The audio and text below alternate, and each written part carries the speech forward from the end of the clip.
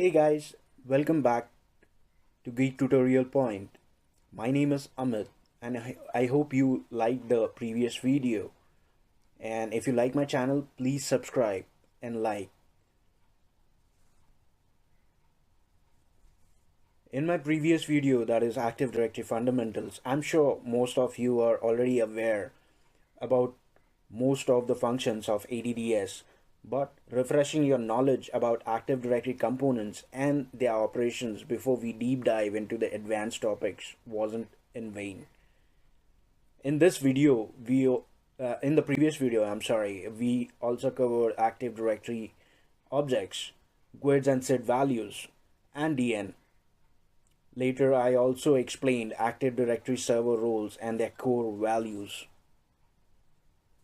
In this video, we will learn about new features and enhancement to ADDS 2016, specifically about the new approach to protect identity and modern security threats.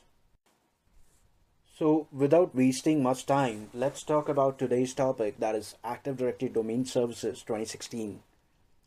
Microsoft Active Directory Domain Services, or ADDS, has been in the industry for more than 15 years now. The first Microsoft AD version was released with Windows Server 2000. After that, with each and every Microsoft server release, a new ADDS version was released too.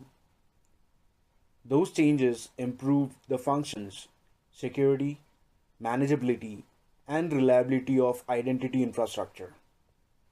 Each and every time Microsoft releases a new version of their software, IT engineers, IT professionals, and administrators rush to figure out what is new in it. It's good practice to be on top of industrial trends. Microsoft released ADDS 2016 at a very interesting time technologically.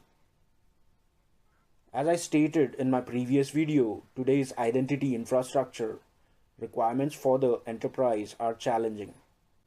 Most companies are cloud services for their operations, like software as a service or SaaS, and lots of them have moved their infrastructure workloads to the public cloud. Identity infrastructure services need to improve these new challenges in industries, as these cloud services and workloads are also attached to enterprise identities. Microsoft has already released Azure Active Directory, which can be used to integrate on-premises ADDS instance with cloud. So, workloads and application hosted in Azure can use the same identity for different authentications. These new requirements are also extending the security boundaries of an enterprise's identity infrastructure. The legacy protection used for identity infrastructure no longer falls in line with these new changes. One of the key questions for IT professionals is how to protect their identity infrastructure with these new extended security boundaries. Considering these industry trends and requirements, the primary investment in ADDS 2016 was identity infrastructure security. In this video, I would explain the following ADDS 2016 features: privileged access management, time-based group memberships, Microsoft Passport, Active Directory Federation service improvements, time sync improvements. ADDS 2016 features. ADDS improvements apply to its forest and domain functional levels. Upgrading the operating system or adding domain controller that runs Windows Server 2016 to an existing AD infrastructure isn't going to upgrade the forest and domain functional levels. In order to use or test these new ADDS 2016 features, you need to have the forest and domain functional levels set to Windows Server 2016. The minimum forest and domain functional level you can run on your identity infrastructure depends on the lowest domain controller version running. For example, if you have a Windows Server 2008 domain controller in your infrastructure, Even if you add a Windows Server 2016 domain controller, the domain and forest functional levels needs to be maintained as Windows Server 2008 until the last Windows Server 2008 domain controller is removed from the infrastructure. Deprecation of Windows Server 2003 domain and forest functional levels. Windows Server 2003 is no longer supported by Microsoft. When I talk to customers, I still see organizations, even bank, retailers, and pharmaceuticals, using Windows Server 2003 on their production networks. There are enough resources, there are enough reasons to upgrade from Server 2003, and I'm not going to explain them here. The same holds true even for ADDS. Sometimes it is not easy to upgrade from one version to another, especially under a limited budget. But it's always important to evaluate the risks an enterprise will have without an upgrade. We need to be mindful of protecting the right stuff and investing in the correct area of operations. Windows Server 2003's forest and domain functional levels have been deprecated in ADDS 2016. The same happened in Windows Server 2012 R2. If you create a new domain, you cannot use a Windows Server 2003 domain or forest functional level.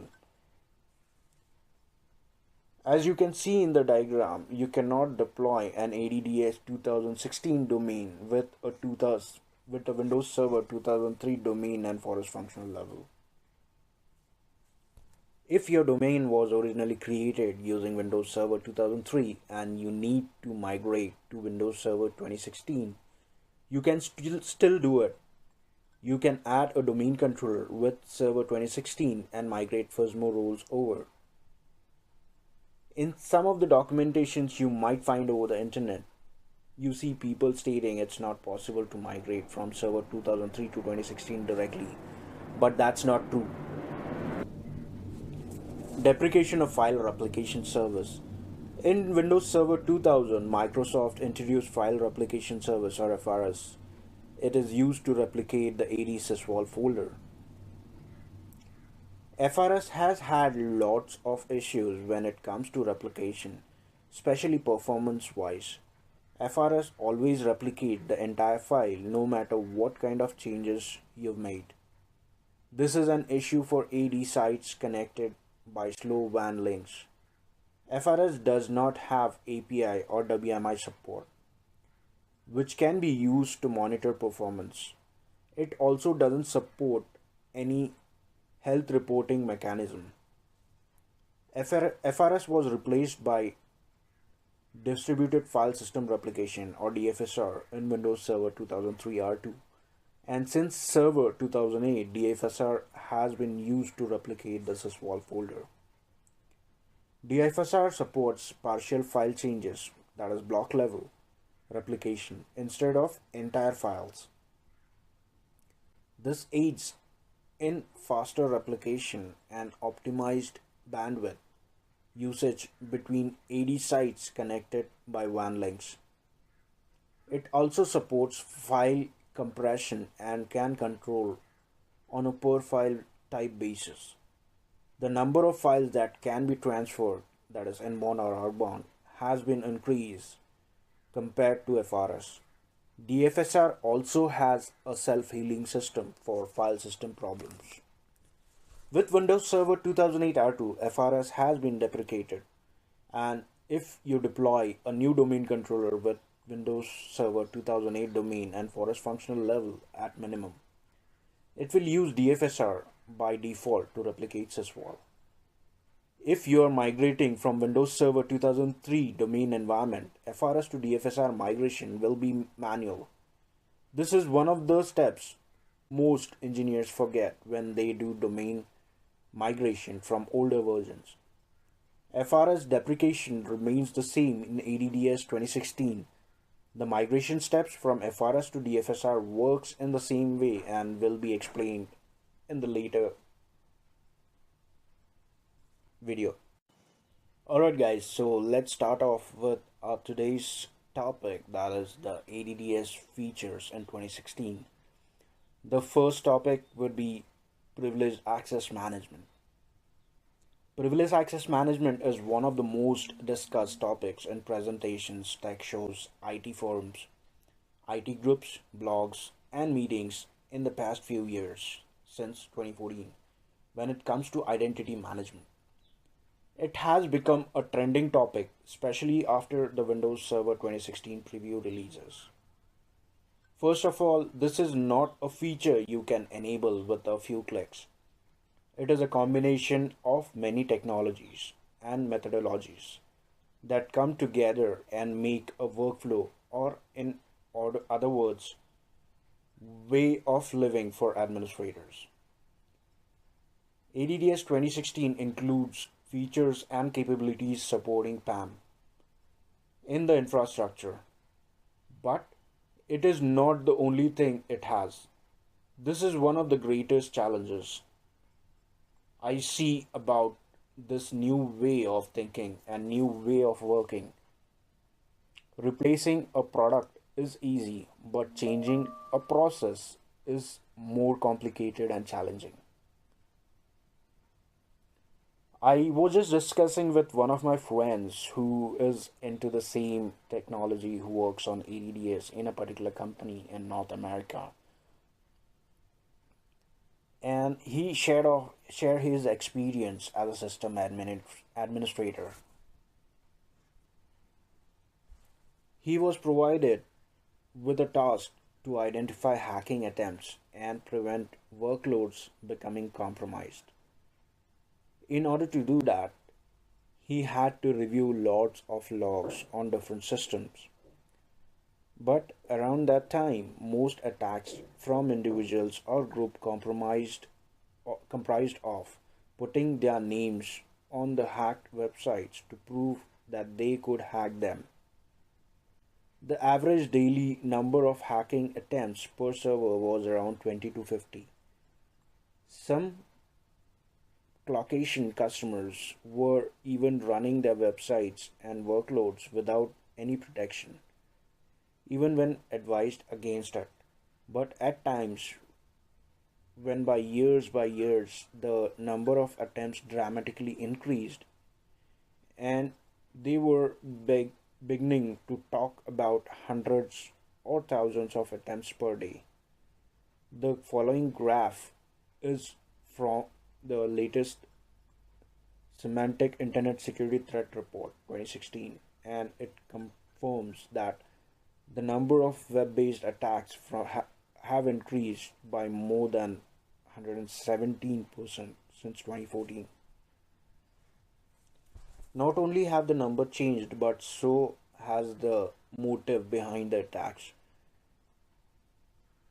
As I said, in the early days, it was script kiddies who were after fame.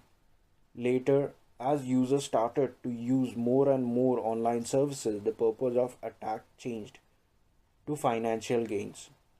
Attackers started to focus on websites that stored credit card information. In the past 10 years, I had to change my credit card 4 times as my credit card information was exposed due to hacks on the website I had used them with. These type of attacks still happens in the industries. When considering the types of threats after the year 2012, most things changed. Instead of fame or financial gains, attackers started to target identities.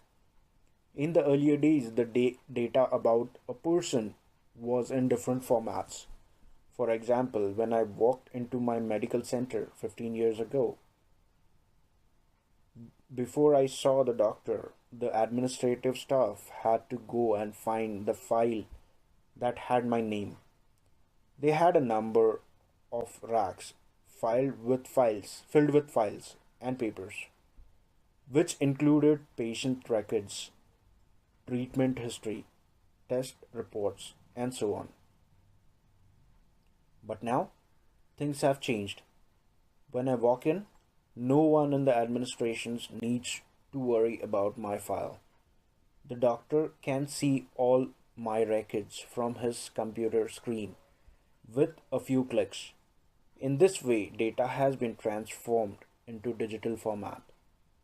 More and more data about people is getting transformed into digital format. In such a healthcare system, I become an identity, and my identity is attached to data and also to certain privileges. Think about your bank and online banking system. You got your own username and password to type in. When you log into the portal, so you have your own identity in the bank system. Once you log in, you can access all your accounts, transfer money, make payments, and so on. The bank has granted some privileges to your identity. With your privileges, you cannot look into your neighbor's bank account, but your bank managers can view your account and your neighbor's account too. This means that the privileges attached to the bank manager's identity are different. The amount of data that can be retrieved from the system depends on identity and privilege. Not only that, some of these identities are integrated with different systems. Industries use different systems related to their operations. These can be email systems, CMS, or billing systems. Each of these systems holds data to make operations smooth. These systems are integrated with one identity infrastructure and it provides a single sign-on experience instead of using different identities for each and every application. It's making identities more and more powerful within any system. For an attacker, what is of more worth? Focusing on one system or targeting the identity attached to data and privilege on many different systems? Which one would cause more damage? If the target is an identity having highly privileged access to the system, it's total disaster, isn't it? Is it all just about username, password, and admin accounts? No, it's not. Identities can cause more damage than that. Username and password just make it easy. Just think about recent well-known cyber attack. For example, in the Ashley Madison website hack, was it financial value that made it dangerous? No, it was the identities that caused damage to people's life. The identity were enough to expose name and humiliate people. It ruined families and children forced parents to divorce. This proves that it's not only about permission attached to an identity, individual identities themselves are more important in the modern big data phenomenon. It's only been a few months since the USA presidential elections, and by now we can see how many news can be generated with a single tweet. It isn't necessary to have special privileges to post a tweet. It is the identity that makes the is important. Tweet important. On the other hand, if that Twitter account got hacked and someone posted a fake tweet on behalf of the actual person, who owns it? What kind of damage could it cause to the whole world? In order to do so, would one need to hack Jack Dorsey's account? The value of an individual identity is more powerful than Twitter's CEO. According to the following latest report, the majority of the information exposed by identity attacks are names, addresses, medical reports, and government identity number. Attacks targeting identities are risking every day. The following graph shows the number of identities that have been exposed as compared to the total number of identities. In December 2015, there were only 11 incidents and 195 million identities were exposed. This shows how many damage these type of attacks can make. Each and every time this kind of attack happens, the most common response from engineers were those attacks were so sophisticated. It was too complex to identify. They were so clever. It was zero-day attack and so on. Is that really true?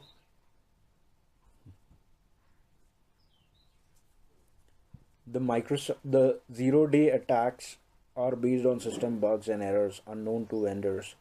The latest report shows the average exploit time to be less than 7 days and 1 day to release a patch. Semantic Internet Security Threat Report 2016. Microsoft AD is the leader in identity infrastructure solution providers. In all these constant news about identity breaches, the Microsoft AD name also appears, and people start to question why Microsoft can't fix it. But if you analyze these problems, it's obvious that just providing a technology rich product is not enough to solve these issues. With each and every new server OS version, Microsoft releases a new AD version. With every release, there are new features to improve identity infrastructure security. But when I go to work on an AD project, I see the majority of engineers not even following security best practices defined by AD version released 10 years ago. Think about a car race. Race categories are usually based on engine displacement, 3.2L, 5L, and so on. In a race, most of the time, it's the same models or the same manufacturer's car. If it's the same manufacturer and if they have the same engine capacity, how does one win and the other lose? It's in fact the car's tuning and the driver's skill that decide the winner and loser. If ADDS 2016 can fix all identity threats, that's really good. But simply providing a product or technology hasn't seemed to have worked so far. That's why we need to change the way we think about identity infrastructure security. We should not forget that we are fighting against human adversaries. The tactics, the methods, and approaches they use are changing every day. The product we use to do not have such frequent updates, but we can change their ability to execute an attack on the infrastructure by understanding fundamentals and using products, technologies, and workflows to prevent it. Before we move on to identity theft prevention mechanism, let's look into a typical identity infrastructure attack. The Microsoft tiered administration model is based on the three tiers. All these identity attacks start by gaining some kind of access to the identity infrastructure and then move laterally until they have the key to the kingdom, the domain or enterprise admin credentials. Then they have full ownership of the entire identity infrastructure. As you can see in the diagram, the first step to identify attack is to get some kind of access to the system. They do not target the domain admins or enterprise admin account first. Getting access to a typical user account is much easier than a domain admin account. All they need is some kind of beachhead. For that, even now, the most common attack technique is to send out a phishing email. It's typical that someone will still fall up, fall for that and click on it. Now they have some sort of access to your identity infrastructure, and the next step is to start moving laterally to gain more privileges. How many of you have completely eliminated local administrator account in your infrastructure? I'm sure the answer will be almost none. Users keep asking for software installations and system level modifications to their system frequently. And most of the time, engineers end up assigning local administrative privileges. If the compromised account is a local administrator, it becomes extremely easy to move to the next level. If not, the attacker will make the compromised system misbehave. Who will come to the rescue? It's the superpowered IT help desk people, of course. In lots of organizations, IT help desk engineers are domain admins. If not that, they are at least local administrator to systems. So once they receive the call about the misbehaving computer, the RDP or login locally using a privileged account. RDP always sends your credential in plain text. If the attacker is running a password harvesting tool, it's extremely easy to capture the credentials. You may wonder how a compromised typical user account can execute such programs. It so happens that Windows OS do not prevent a user from running an application in their user context. They will not allow a user to change any system level settings, but they will still allow the user to run scripts or user level executables. Once an attacker has gained access to some identity in an organization, the next level of privilege to own will be Tier 1. This is where the application administrator, data administrator, and SaaS application administrator accounts live. In a typical modern day infrastructure, we have too many administrators. Primarily, we have domain administrators and enterprise administrators. And then we have local admins. Different applications running on the infrastructure have their own administrators, such as Exchange administrators, SQL administrators, and SharePoint administrators. Other third-party applications such as CMS and billing portals may have their own administrators. If you are using cloud services, SaaS applications have another set of administrators. Are we really aware of the activities happening in these accounts? Mostly engineers only worry about protecting domain administrator accounts, but at the same time, forget about the other kind of administrator in the infrastructure. Some of these administrators' role can cause more damage to a business than a domain admin. These application and services decentralize management in the organization. In order to move laterally with privileges, these attackers only need to log into a machine or server where the administrators log in. Local Security Authority Subsystem Service or LSAS stores credentials in its memory for active Windows sessions. These avoids the hassle of user entering credentials for each and every service they access. It also stores Kerberos ticket. These allows attackers to perform a pass the hash attack and retrieve locally stored credentials. Decentralized management of admin accounts makes this process easier. There are features and security best practices that can be used to prevent pass the hash attacks in an identity infrastructure. I will explain them in details in the later video in the series.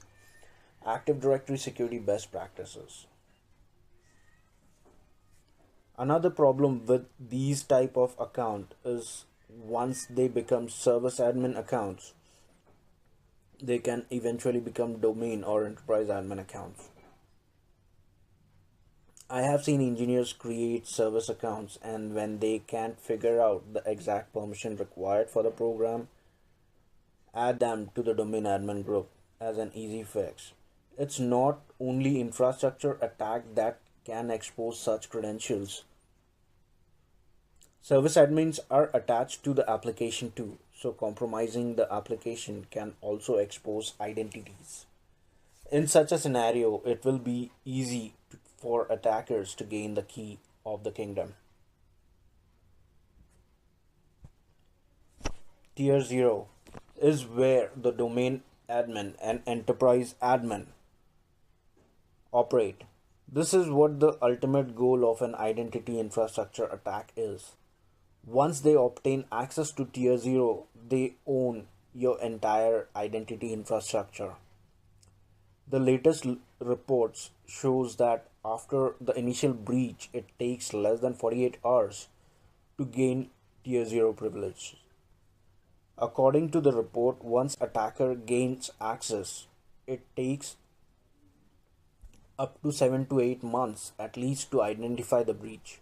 Because once they have the highest privilege, they can make backdoors, clean up logs, and hide forever if needed.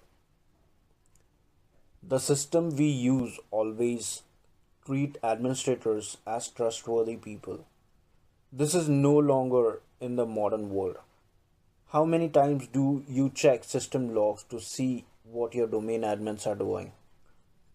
Even though engineers look at logs of other users, rarely do any of them check domain admin accounts.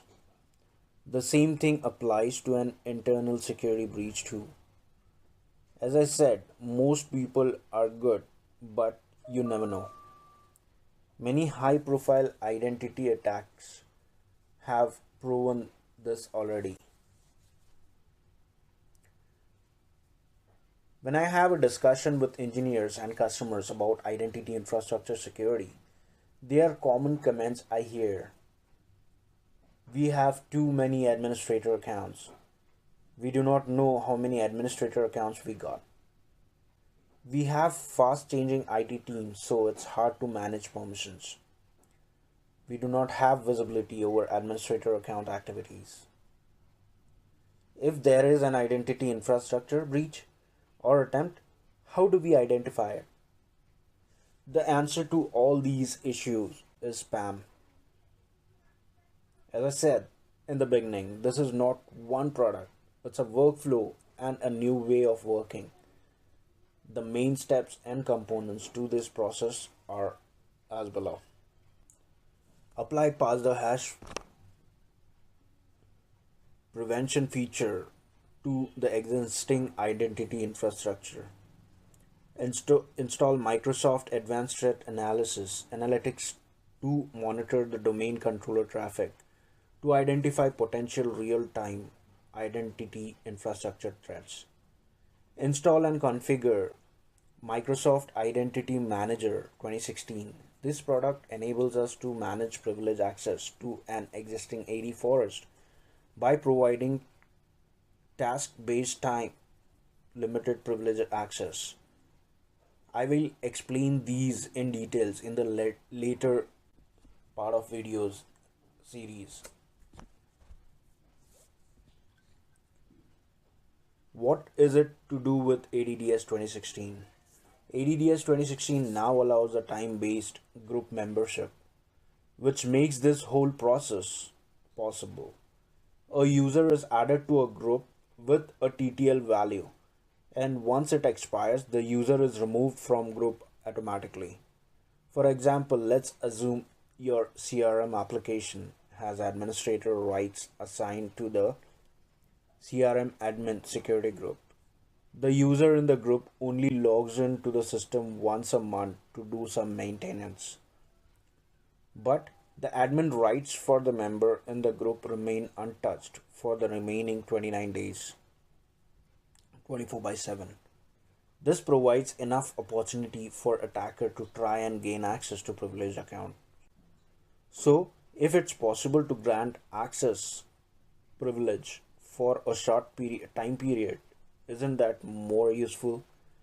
Then we can be rest assured that for the majority of the days in a month, the CRM application does not run the risk of being compromised by an account in the CRM admin group.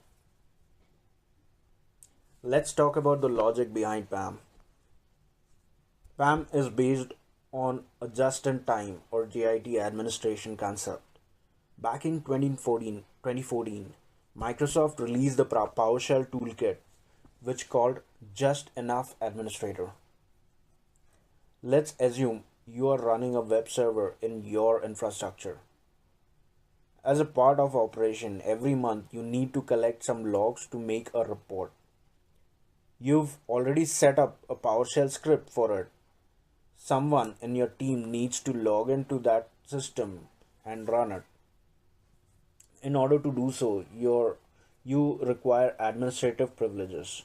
Using JEA, it is possible to assign the required permissions for the user to run only that particular program. In this way, there no need to add the users to the domain admin groups.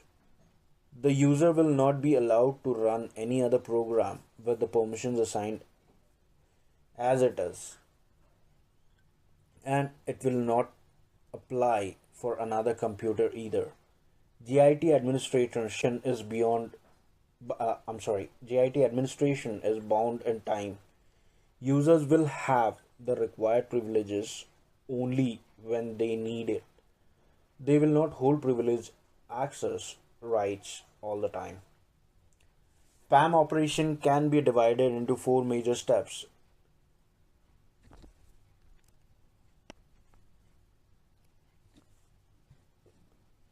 Prepare. The first one is prepare. The first step is to identify the privileged access group in your existing AD forest and start to remove users from them.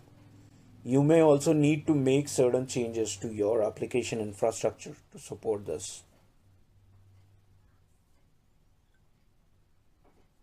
Setup.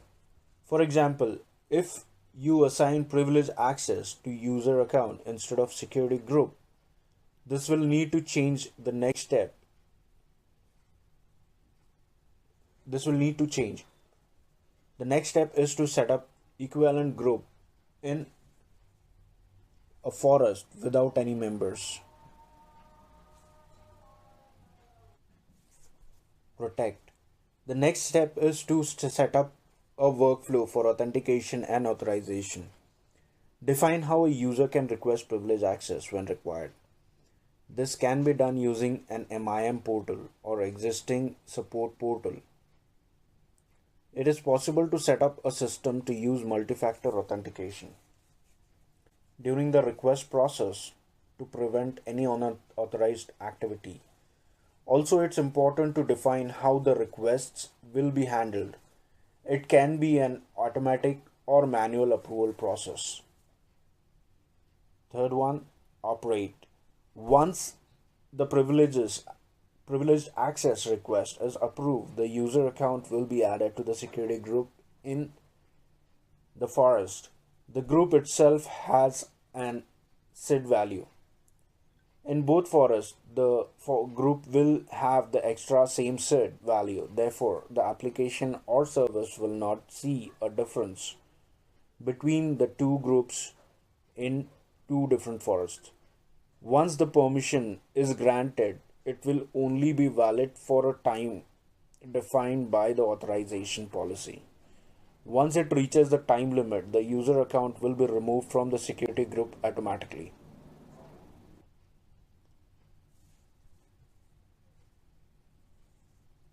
Monitor.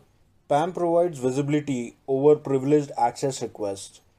On each and every request, events will be recorded, and it is possible to review and also generate reports for audits.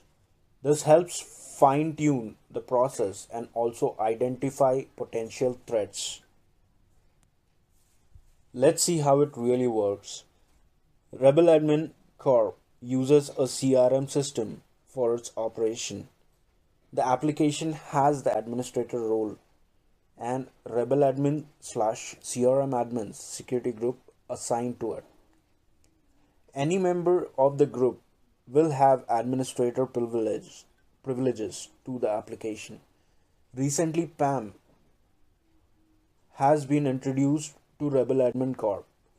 As an engineer, I have identified Rebel Admin CR/CRM admin as a privileged group, and I'm going to protect it using PAM. The first step is to remove the membership of the Rebel Admin/CRM admin groups. After that, I set up the same group in the Bastion Forest. It's not only that, the name is the same.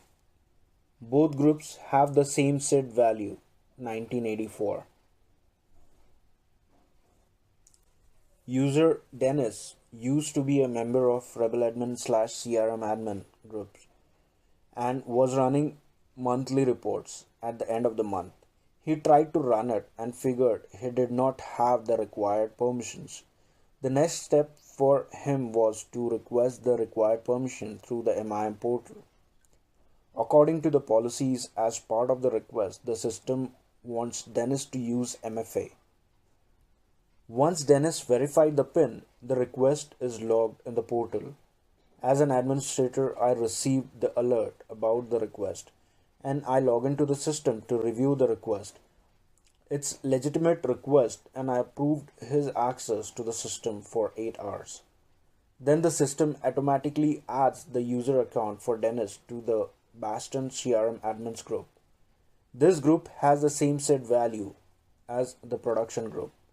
Therefore, a member of the Bastion/CRM admins group will be treated as an administrator by the CRM application. This group membership contains the TTL value too. After it passes 8 hours from approval, Dennis' account will automatically be removed from Bastion CRM admins group. In this process, we didn't add any member to the production security group, which is Rebel Admin/CRM admins, so the production forest stays untouched and protected. Here, the most important thing we need to understand is that the legacy approach to identify protection is no longer valid. We are up against human adversaries. Identity is our new parameter in the infrastructure. And to protect it, we need to understand how our adversaries are doing it and stay a step ahead. PAM with ADDS 2016 is the new approach in the right direction. Let's talk about our next feature, time-based group membership. In the previous section, I explained PAM feature in the new ADDS 2016. Time-based group membership is part of that broader topic. It allows administrator to assign temporary group membership, which is expressed by a time to live value. This value will be added to Kerberos ticket. It is also called as expiring links feature. When a user is assigned to a temporary group membership, their login Kerberos ticket granting ticket lifetime will be equal to the lowest TTL value they have. For example, let's assume you grant temporary group membership to a user A to be a member of the domain admin group. It is only valid for 60 minutes, but the user logs in 50 minutes after the original assignment and only has 10 minutes left to be a member of the domain admins group. Based on this, the domain controller will issue a TGT valid only for 10 minutes to a user A. This feature is not enabled by default. The reason is that to use this feature, the forest functional level must be Windows Server 2016. Also, once this feature is enabled, it cannot be disabled. Let's see how it works in the real world. I have a Windows domain controller installed and it is running with the Windows Server 2016 forest functional level. This can be verified using the following PowerShell command: get ad forest f1 name, forest mode. Then we need to enable the expiring links feature. It can be enabled using the enable AD options feature, privilege access management feature commandlet. The domain name rebeladmin.com can be replaced with your FQDN. This is the output you will get with the previous command. I have user called Adam Curtis to whom I need to assign domain admin group membership for 16 minutes. Take a look at the command. It lists the current members of the domain admin groups.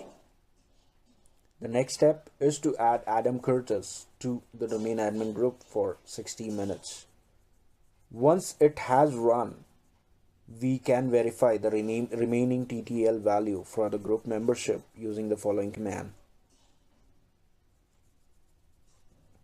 Once I log in as the user and list the Kerberos ticket, it shows the renewed time as less than 60 minutes, as I've got in after few minutes of being granted permissions. Once the TGT renewal period is crossed, the user will no longer be a member of domain admin group. Microsoft Passport. The most common way of protecting access to a system or resource is to introduce authentication and authorization process. This is exactly what AD does as well. When a user logs into a domain joined device, AD first authenticates the user to see whether they are the user they claim to be. Once authentication is successful, it then checks what the user is allowed to do, which is authorization.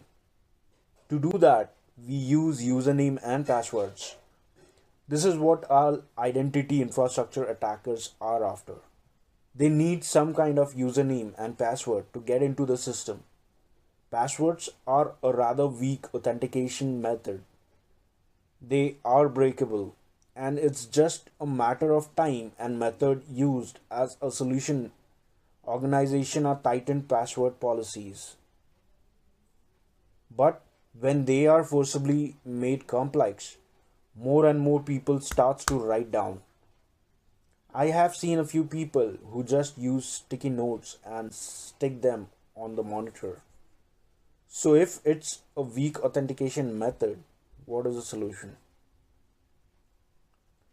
With Windows 10, Microsoft introduced its new biometric sign-in system, Windows Hello, allows us to use face, fingerprint, or PIN for authentication. But this does not allow the user to use any service or app. It is an additional layer of security to allow the device to identify its correct user. After the system identifies its legitimate user, the user still needs to authenticate to be allowed access to resources. Microsoft Passport provides strong two-factor authentication instead of password. The user needs a specific device and biometric authentication or PIN to be allowed access. In this process of Microsoft Passport setup, it will generate a new public private key pair and store a private key in the device's trusted platform module or TPM. If the device doesn't have TPM, it will save in software. If the device doesn't have TPM, it will save in software. The private key will stay on the device all the time. The public key can be stored in AD on premises or Azure AD Cloud. ADDS 2016 is supporting Microsoft Passport configuration. In the process of authentication using Microsoft Passport, first the user needs to authenticate to the device using Hello. Then the user needs to provide their identity using MFA or smart card or gestures. This information will be passed to AD. Then the device generates a unique key, attests the key, isolates the public key part, and sends it to AD to register it. Once ADDS registers the public key, it asks the device the device to log in using the private key. Once the device successfully logs in with the private key, ADDS validates it and generates the authentication token. This token will allow the user and the device to use resources. This feature eliminates the traditional method of using a username and password and provides a robust, secure, future-proof way of authentication. Now let's talk about Active Directory Federation service improvements. ADFS allows the sharing of identities among trusted business partners with minimum identity infrastructure changes. ADFS 2016 added many new features to protect federated environment with rising identity infrastructure threats. In the later part of the series, ADFS, I will explain ADFS in details. Right now, I'm going to summarize the shiny new features in it.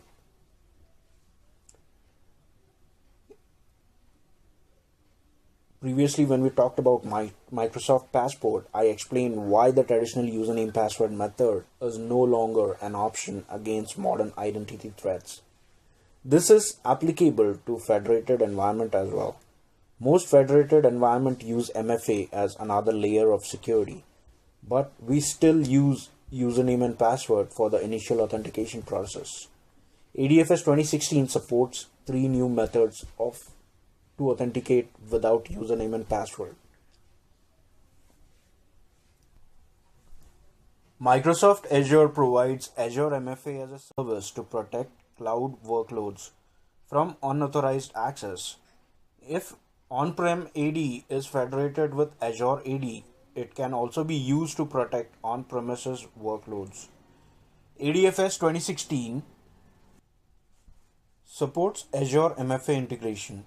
If you need to set up ADFS 2012 R2 and integrate with Azure MFA, you need an on-premise MFA server. With ADFS 2016, no additional components are required as it comes with an inbuilt Azure MFA update adapter, which makes it seamless if Azure MFA is configured as primary authentication. The user needs to provide a username and OTP from Azure Authenticator for authentication. ADFS 2016 also supports passwordless access from compliant devices. This is combined with conditional access policies, which is another big feature of ADFS 2016. Azure conditional access policies can be used with devices registered with Azure AD or Intune. ADFS 2016 allows us to use the same conditional policies to manage access to on-premises resources. If the devices are not managed or compliant, we can force MFA for access using policies. ADFS 2016 also supports access using Microsoft Hello and Microsoft Passport. Using this new authentication method, users can access ADFS protected workloads from an intranet or extranet. Some organizations use non-Microsoft directory services for operations.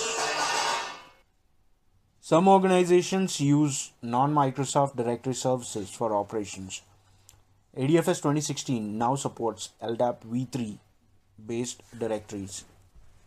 This allows us to federate identities between AD and non-AD environments. This also allows corporations to federate their identities with Azure services, even if they use third-party directory services. In the previous version of ADFS, if you needed to upgrade it to the latest version, you needed to build a separate ADFS farm and then import the configuration. But with ADFS 2016, it's no longer needed. You can introduce an ADFS 2016 server to an existing ADFS 2012 R2 farm. Then it will operate on ADFS 2012 R2 level. Once the last ADFS 2012 R2 server is removed from the farm functional level can be raised to ADFS 2016. In previous ADFS version, we only had limited customization options. for the login page. With ADFS 2016, we are able to change text, image, logos, and themes to provide a more personalized GUI experience for organizations. The rest of the ADFS operational enhancement will be explained in the later part of the series called Active Directory Federation Service. Time sync improvements. Time accuracy is important for AD infrastructures to maintain Kerberos authentication between users and domain controllers.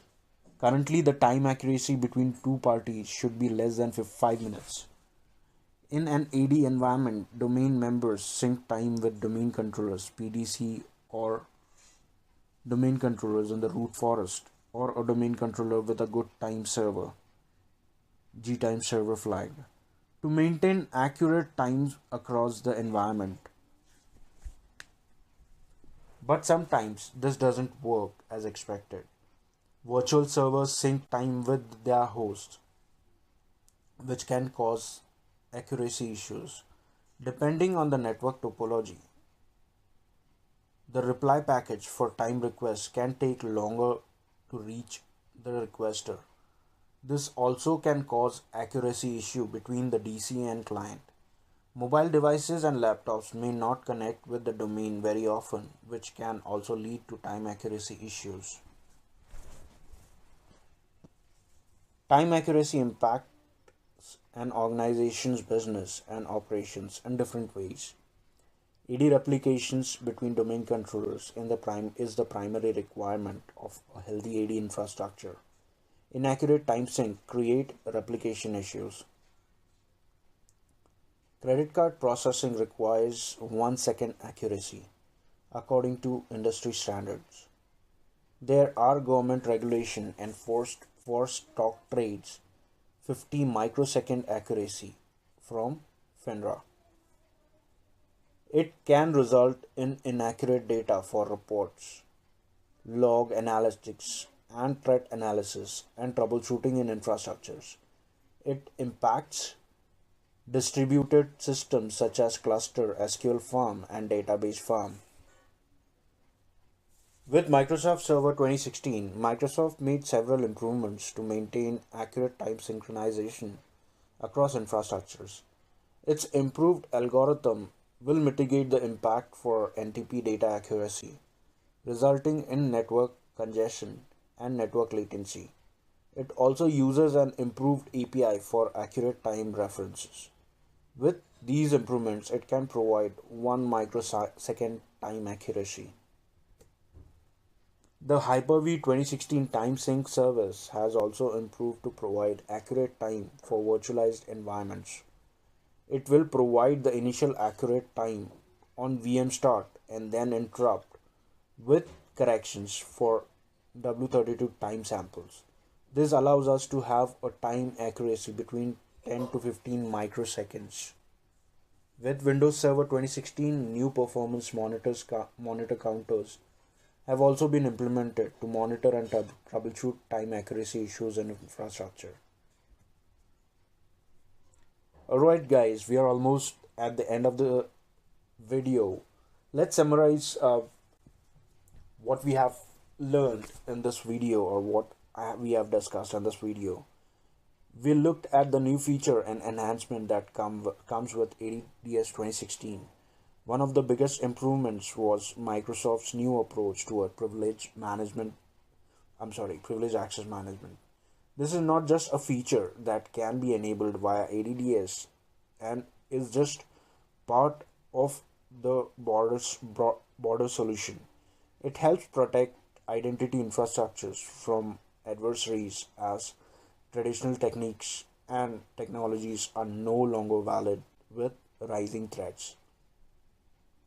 We also saw the new types of advanced authentication methods allowed by ADDS. Typical username password combinations are the weaker option with current infrastructure security challenge. ADFS 2016 also has additional security enhancement to protect identities in a federated environment, Last but not least, we saw the improvement made to time synchronization to maintain time accuracy across the AD domain. Alright guys, so I hope you like this video. Please subscribe to my channel. Have a great day. Bye.